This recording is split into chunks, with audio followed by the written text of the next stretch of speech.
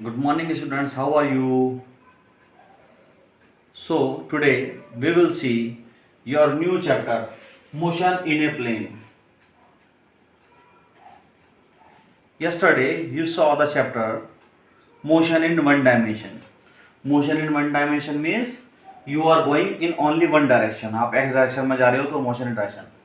If you are going in two dimension, x is included as well as y axis is included, then it is called motion in a plane.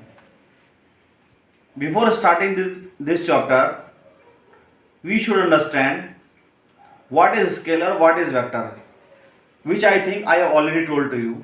Scalar quantity as dot quantity, which are having only magnitude.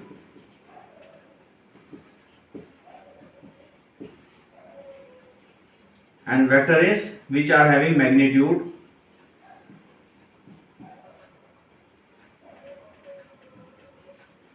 plus direction.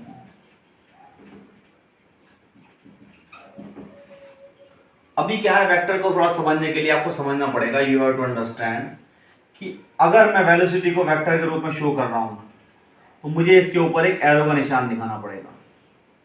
क्या दिखाना पड़ेगा? Arrow का निशान. ठीक है. Now understand what I am trying to tell you.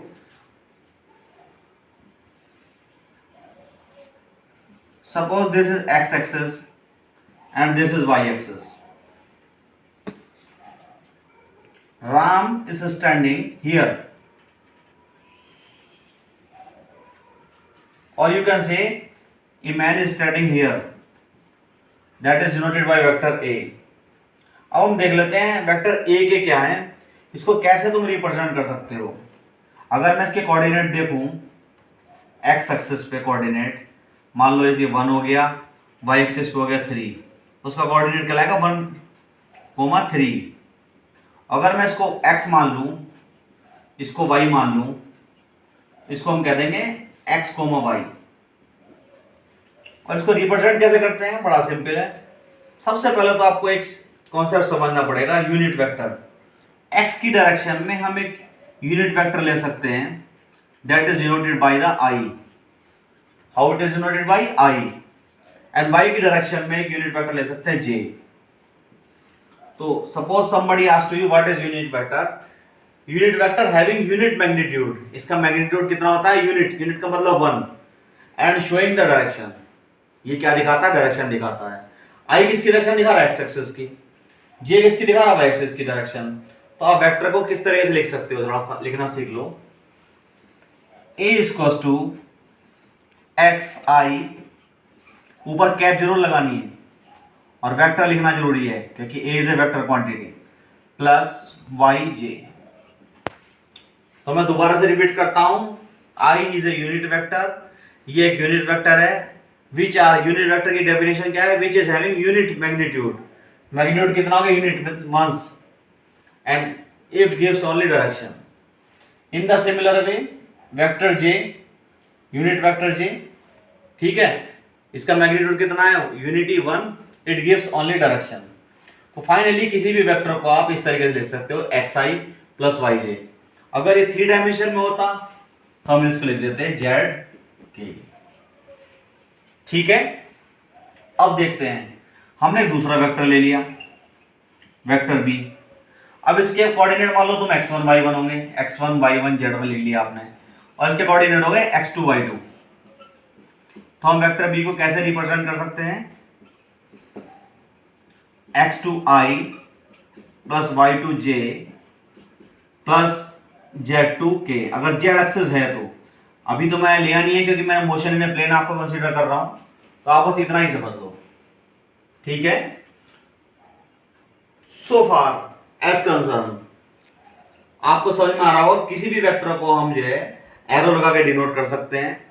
और इसको represent करने का तरीका क्या है? आई क्या एक्स डायरेक्शन का यूनिट वेक्टर हो गया, उसके साथ उसका मैग्नीट्यूड x1, y1 क्या हो गया? y डायरेक्शन का मैग्नीट्यूड y1, और उसके बाद उसका यूनिट वेक्टर. नाउ अभी तक आपने देखा किसी वेक्टर को हम कैसे रिप्रेजेंट कर सकते हैं. Vector A equals to x i plus y j. ठीक है, नाउ वी विल सी कि अगर मैं उसी वेक्टर को मैं कहने लगूं, ये हो गई आपकी ईस्ट डायरेक्शन, ये हो गई वेस्ट डायरेक्शन, ये हो गई नॉर्थ एंड ये हो गई साउथ डायरेक्शन। मैं आपसे कहने लगा कोई आदमी वेक्टर ए, ठीक है, ईस्ट डायरेक्शन में जा रहा था 2 किलोमीटर पर आवर की स्पीड से। कितनी स्पीड से? 2 किलोमीटर पर आवर। तो हम इसको कैसे शो कर सकते हैं? देखो, हम मान के चलते हैं 1 kilometre per our equals to 1 centimetre. ठीक है, तो ये हो गया 1 सेंटीमीटर। अगर 2 किलोमीटर पर आवर के हिसाब से कितना हो गया? 2 सेंटीमीटर। तो ये हमने 2 सेंटीमीटर लॉन्ग खींच के दिखा दिया। तो वेक्टर को हम इस तरीके से रिप्रेजेंट कर सकते हैं। फॉर एग्जाम्पल, अगर मैं कहने लगा कोई वेक्टर बी है, वो क्या कहाँ जा रहा है? ईस्ट नॉर्थ डायरेक्शन में जा रहा है। किस डायरेक्शन में जा रहा है? ईस्ट और नॉर्थ। ईस्ट नॉर्थ का मतलब यहाँ डायरेक्शन में। और कितनी स्पीड है उसकी? 5 किलोमीटर पर आवर। ठीक है, तो हम कैसे रिप्रेजेंट करेंगे?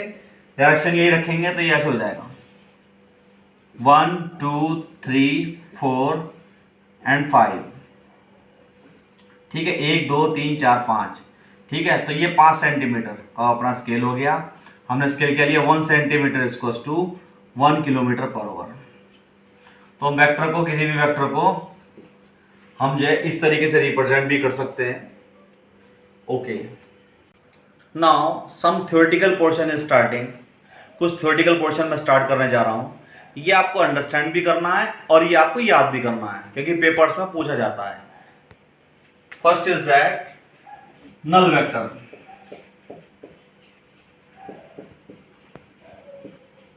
Sometime may be asked zero vector. तो इसको जीरो वेक्टर भी कह सकते हैं, नल वेक्टर भी कह सकते हैं। इसको समझने के लिए आपको समझना पड़ेगा, if two vectors A and B are equal, यदि दो वेक्टर ए और बी इक्वल हो गए, then vector A minus B vector B is equals to called zero vector, that is called null vector.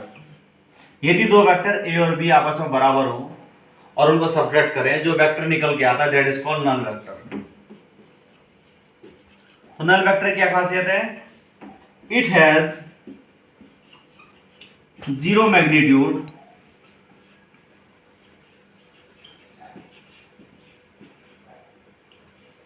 and no specific direction.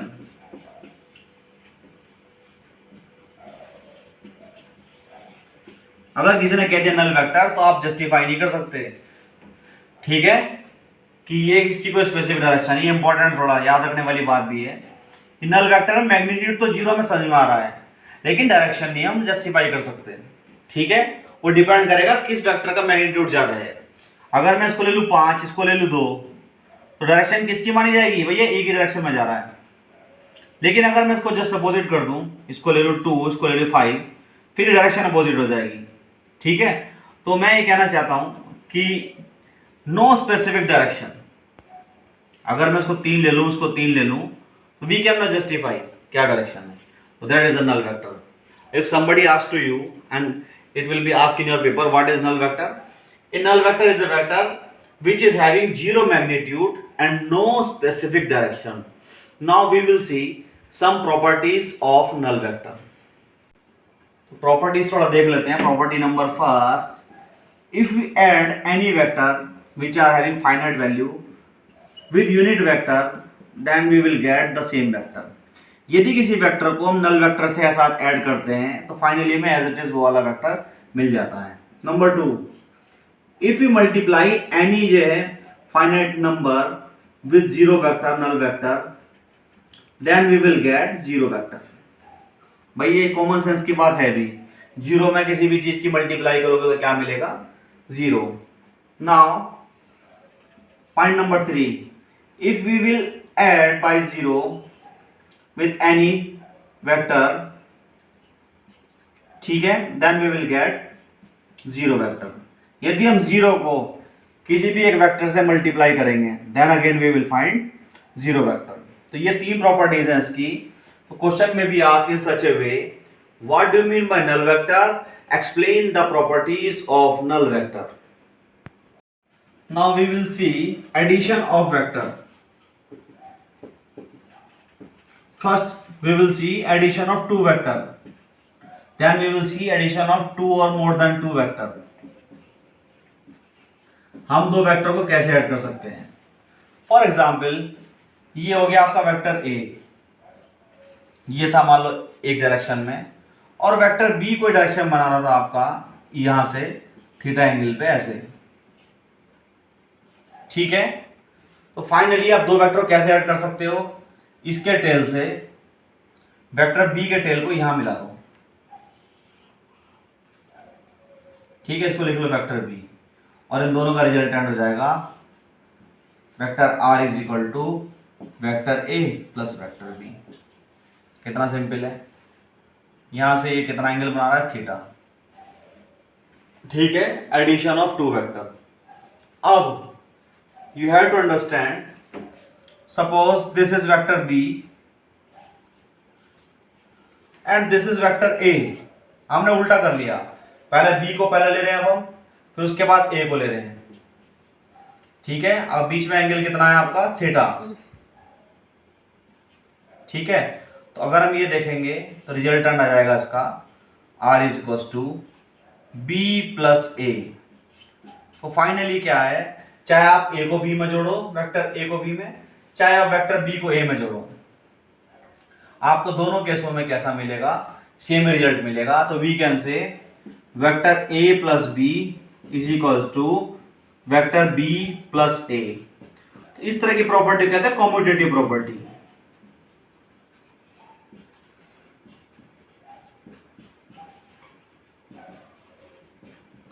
ये इतना important है, ये आपके जो है इंजीनियरिंग एंट्रेंस में भी आएगा, ये नीट में भी आएगा, ठीक है। तो आपको बेसिक कॉन्सेप्ट क्लियर होना जरूरी है। सबसे पहले तो उसको याद करो, क्योंकि याद करने से आपको लर्न रह जाएगा क्या है। For example if I ask to you, भाई दो वेक्टर का एडिशन जो है क्या ये कॉम्यूटेटिव है? यस, आपको अगर याद हो तो तुरंत बता दो कि यस इट इज कॉम्यूटेटिव। और इट में also ask in your examination in the 1 mark question, is two vectors are shows commutative property? Of course, two vectors shows commutative property. It means vector a plus b is equals to vector b plus a. Now we will see equality of vector. E Q U A L I T Y, equality of vector. If three vector a, b and c are having same magnitude, कैसा magnitude है? Same magnitude, same magnitude, and same magnitude हो गया इनका, and same direction, then it is called equality of vector. Means ये सारे आपस में कैसे हो जाएंगे? बराबर। कब बराबर होंगे? इनके मैग्नीट्यूड भी सेम है। ये हो गया vector A, vector B and vector C. मान लो इसका यूनिट वेक्टर हो गया 5 5 5, तो इनकी एक ही लेंथ है इनकी, तो ये क्या है? मैग्नीट्यूड भी बराबर हो गया, डायरेक्शन भी इनकी सेम ही है। Then it is called equality of vector. Now we will see addition of more than two vector.